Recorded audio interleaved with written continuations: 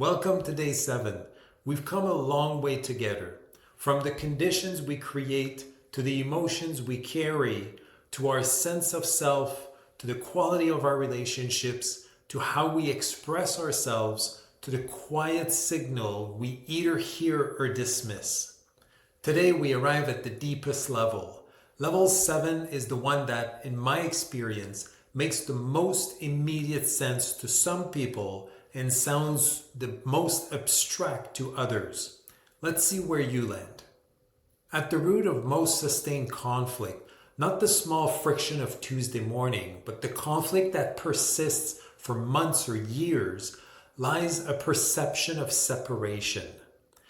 The sense that you are fundamentally different from me, that your gain is my loss, that there is not enough respect, enough recognition, enough space, enough resources for both of us to have what we need. This perception of scarcity and separation is not a fact, it's a lens, and when it's worn unconsciously, it colors every interaction. Compromise feels like defeat, disagreements feel like attack, ordinary tensions feel like evidence that this relationship, this team, this situation is fundamentally unsafe. The book describes several layers of scarcity thinking in conflict. Resource scarcity, the belief that there isn't enough of whatever is at stake. There's respect scarcity. If I acknowledge your perspective, it somehow diminishes mine. There's status scarcity. For you to be right, I have to be wrong.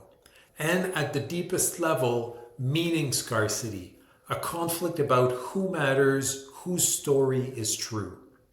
Notice how this connects to everything we've explored this week. Identity threats at level 3 are often rooted in respect scarcity. Relational breakdown at level 4 often reflects a loss of trust that the other person has our well-being in mind.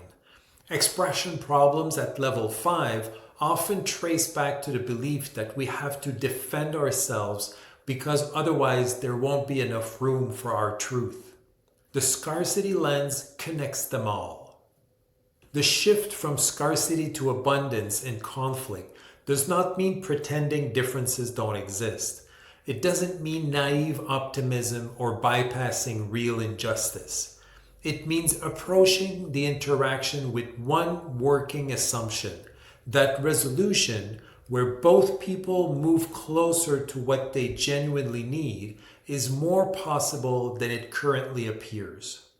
That working assumption changes the quality of listening, the flexibility of thinking, the creativity of problem solving. It doesn't require certainty, it only requires willingness. And perhaps most importantly, when we shift from scarcity to abundance at this level, we start to see the other person differently.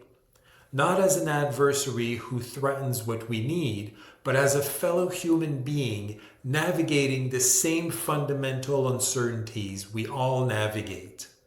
The book calls this recognizing our common humanity, even with those we oppose most strongly.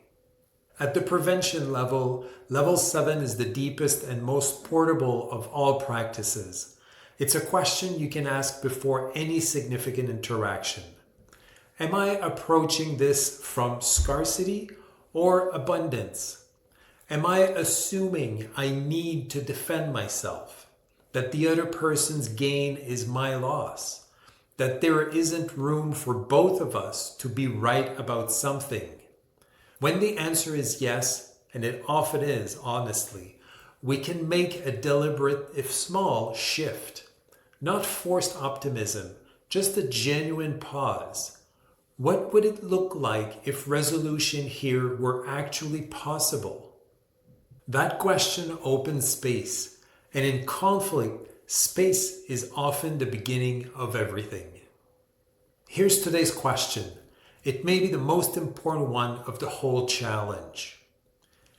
Is there a current conflict in your life that you have been approaching from a scarcity mindset as if one of you must lose for the other to win?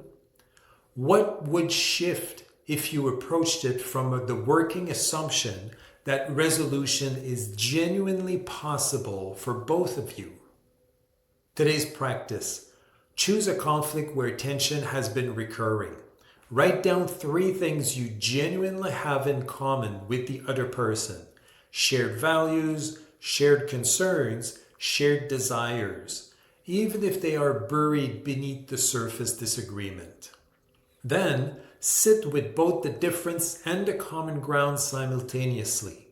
Don't resolve the tension between them, just hold both. Notice what changes in the feeling of the conflict when you do. Tomorrow is the final video, the integration. We bring all 7 levels together, return to the conflict you identified on day 1, and look what has shifted.